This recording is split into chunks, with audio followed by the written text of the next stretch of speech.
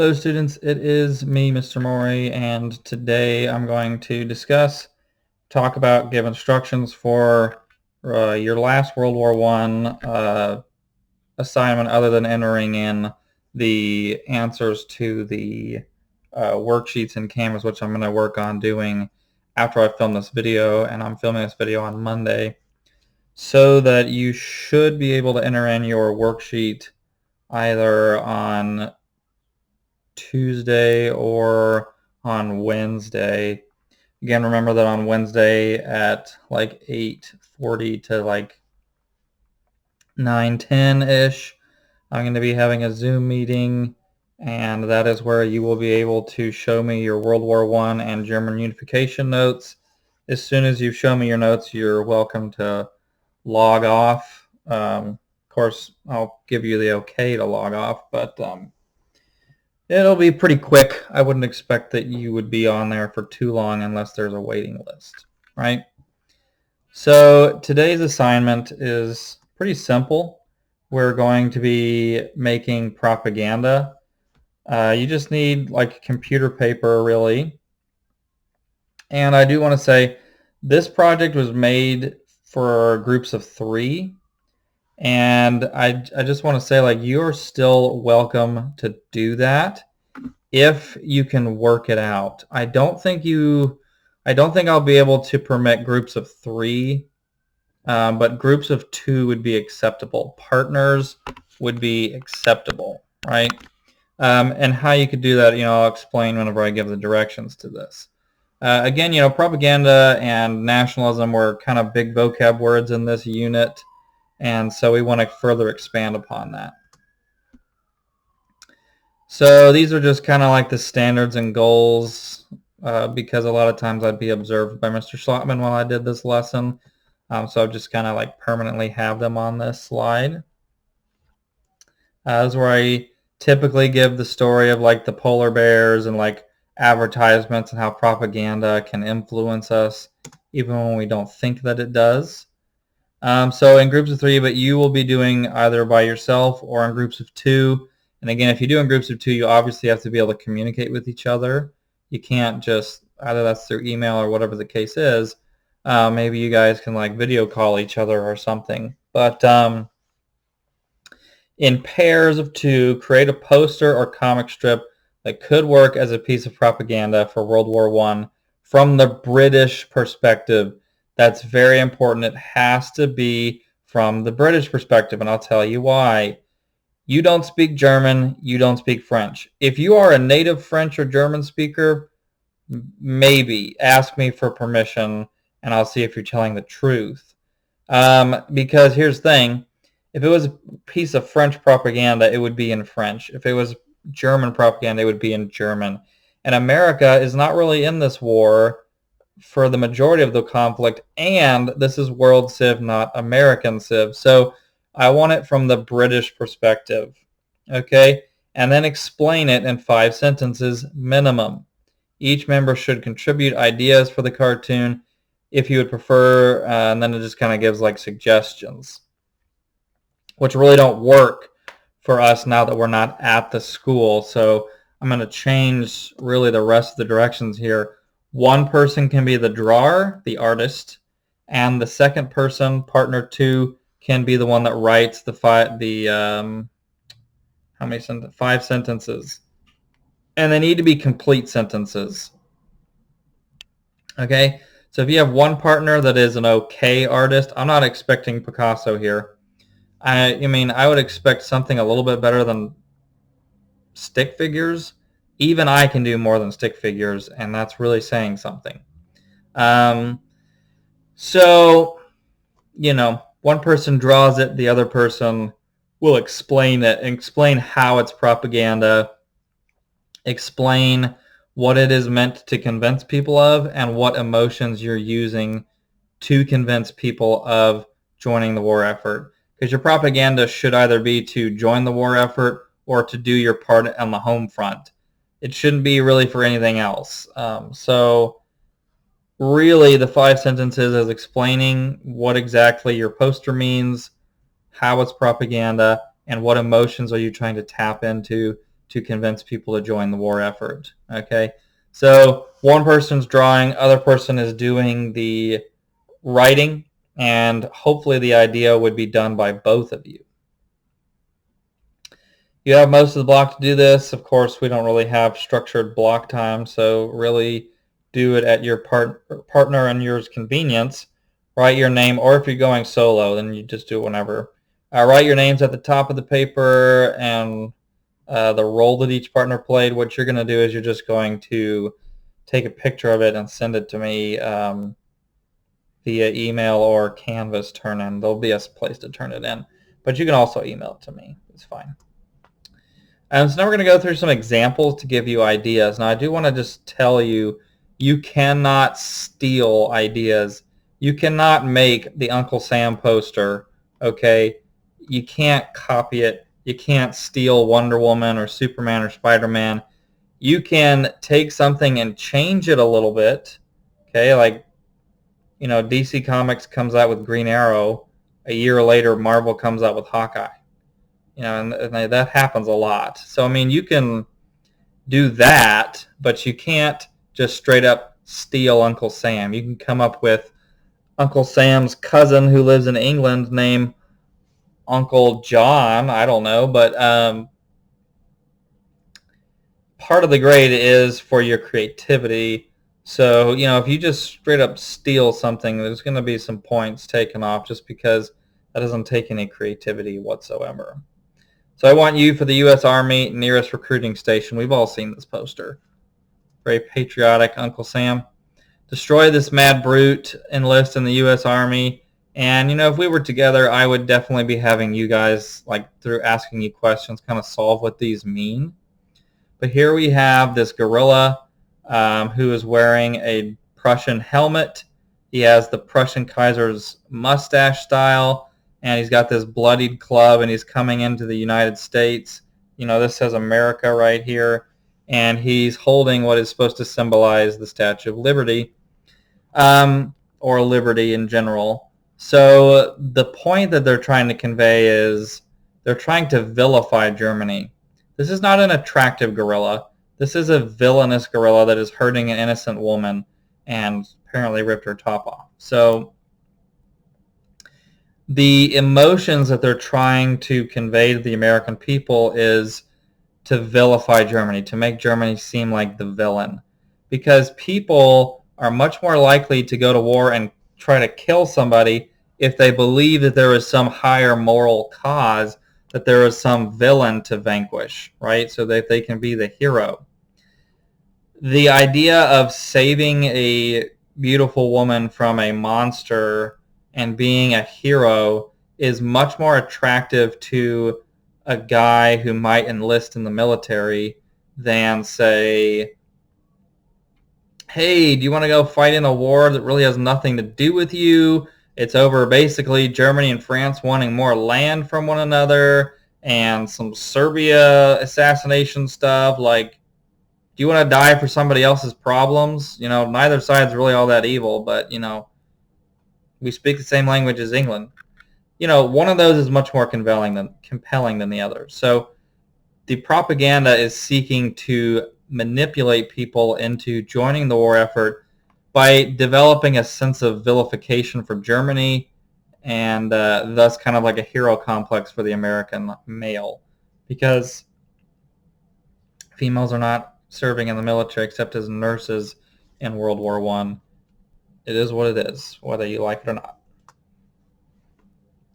Okay, we are saving you. You save food. Well-fed soldiers will win the war.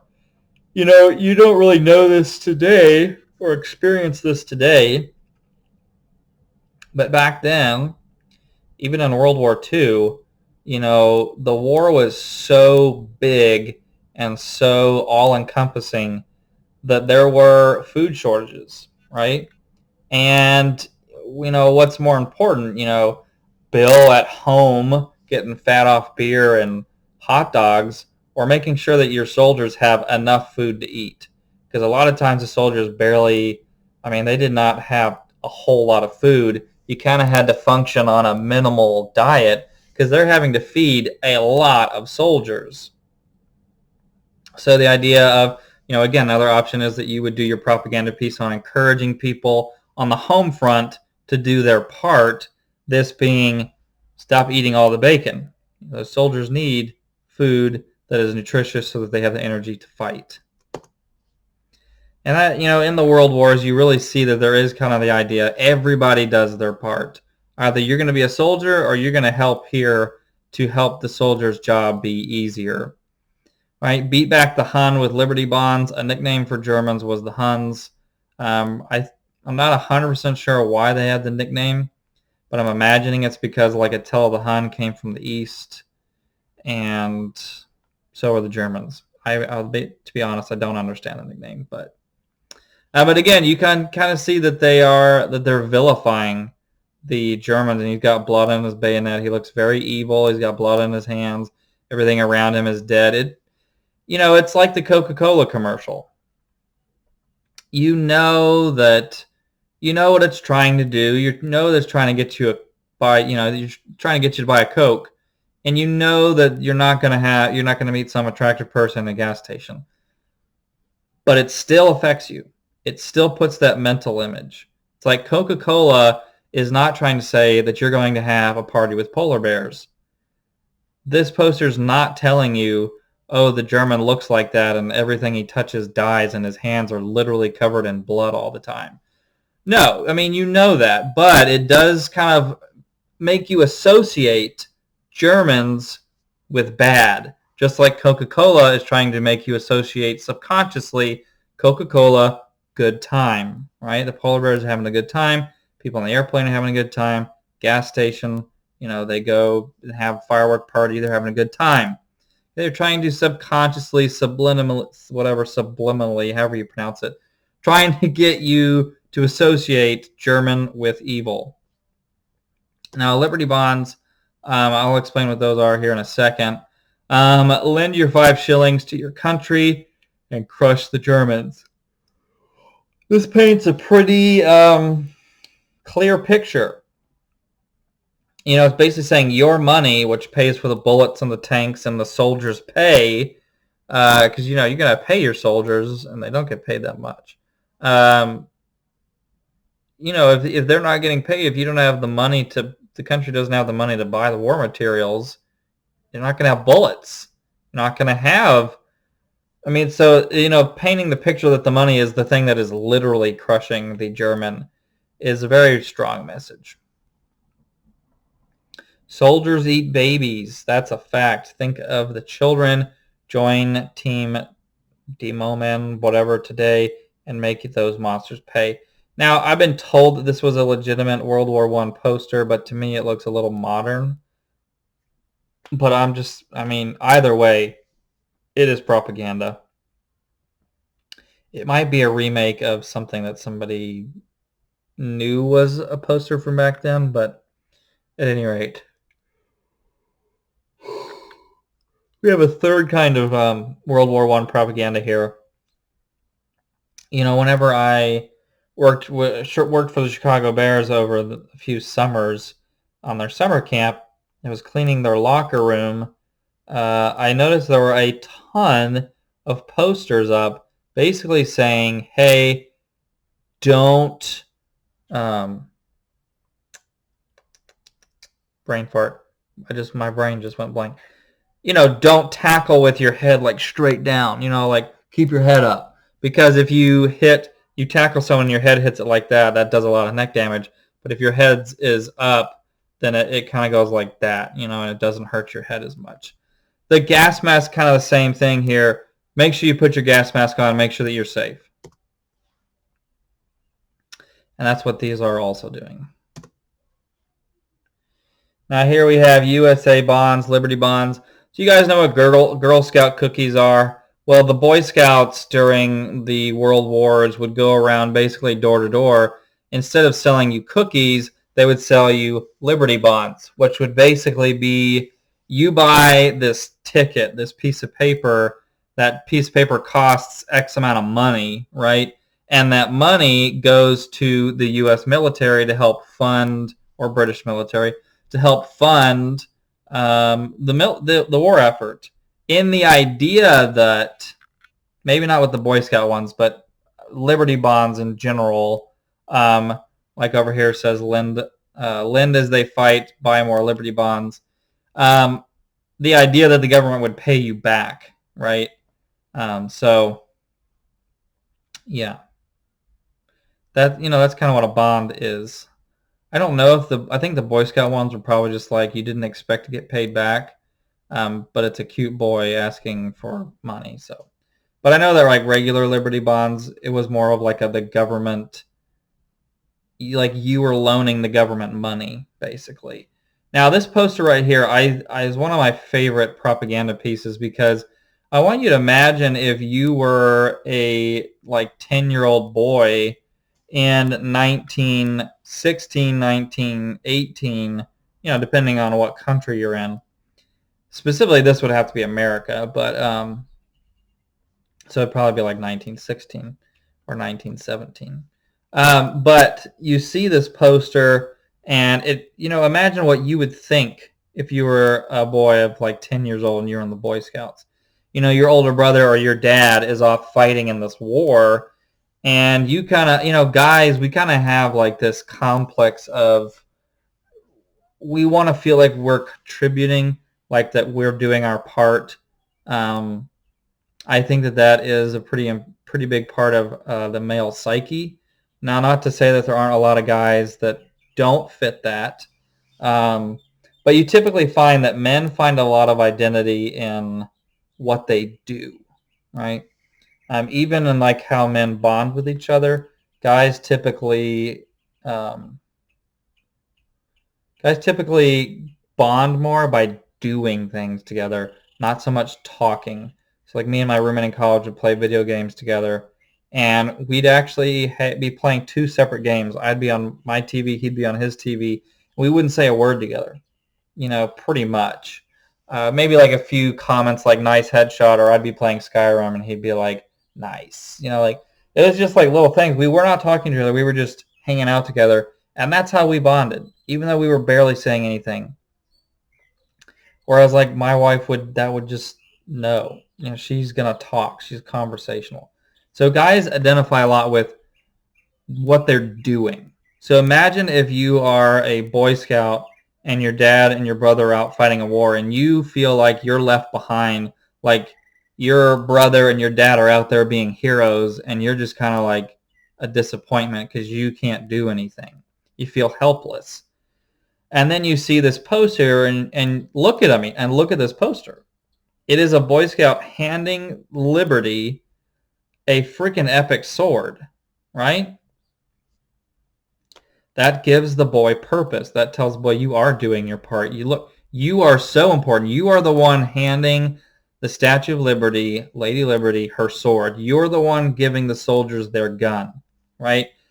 You're the one helping your dad, your brother, by basically providing the money that's going to arm them, right?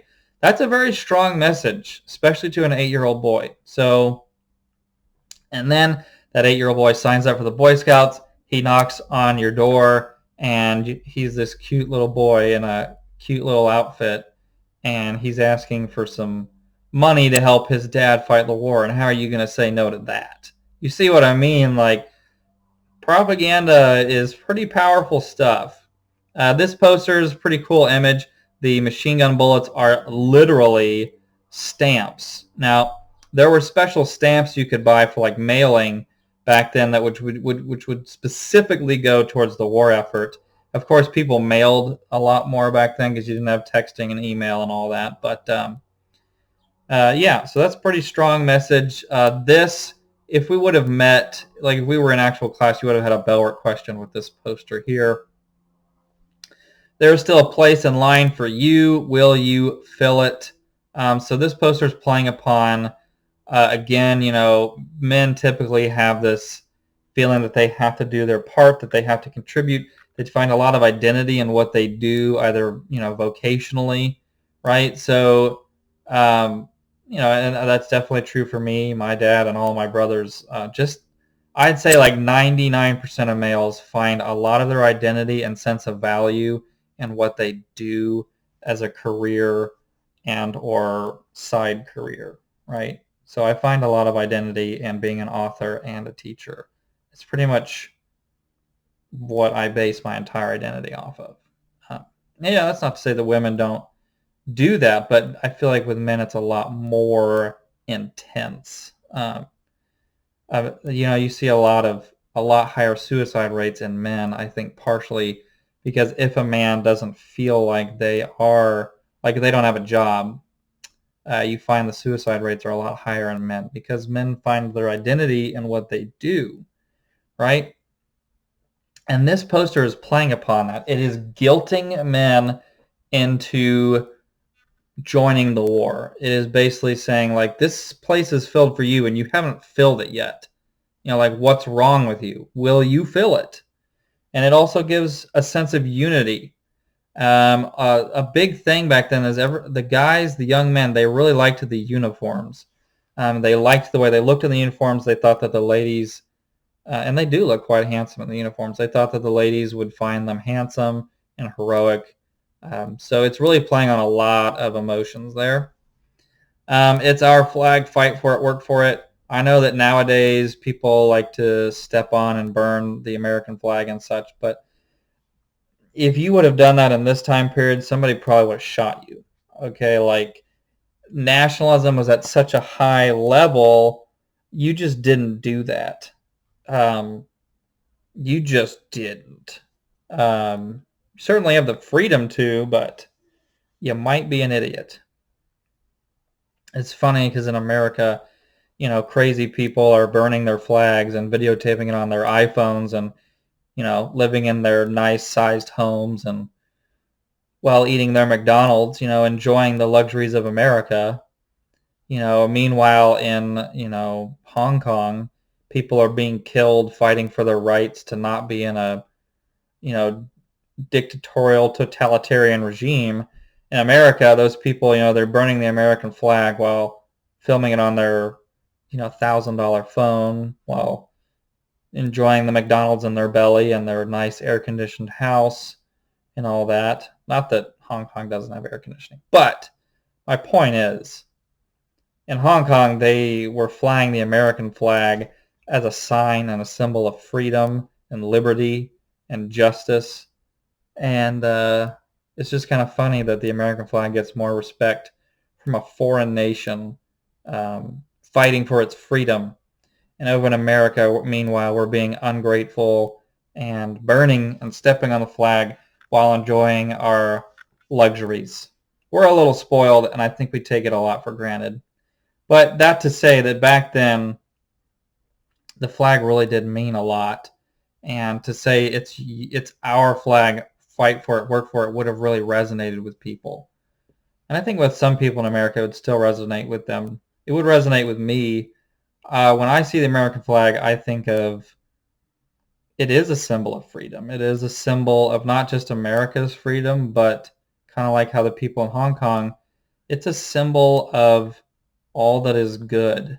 Does that mean that America is perfect? No.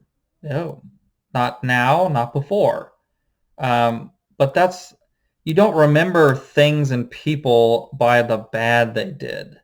Unless, of course, the person has done more bad than good. So, for example, like when you learn about Ben Franklin, you don't think about all the French prostitutes and illegitimate children he had. When you think of Martin Luther King Jr., you don't think of him plagiarizing his doctorate and hiring a bunch of white prostitutes, and which is all true. You think about the good that they did, right? Anyway, I digress. Rant over. Fats are fuel for our fighters. Again, kind of encouraging people to save reserve food so that the soldiers can have some. And you can kind of see the other ones here, but you kind of get the gist. You kind of get the idea. So another option you have is you could do a political cartoon. The thing about it is political cartoons actually take quite a bit of a intelligence to pull off because it has to be a creative message. Right here we have the German talking to Mexico, the Zimmerman telegram. And the German looks very villainous. Work or fight, Uncle Sam, you need to do one or the other. You can't do nothing. We all got to do our part. I'm not going to really explain that because we didn't get to that. I mean, in this one, Mexico is portrayed as like this innocent little, Mexican guy. And you might think that that's a racist depiction of a Mexican, but that is actually legitimately how Mexicans dressed back then. Pancho Villa legitimately dressed like that. No exaggeration.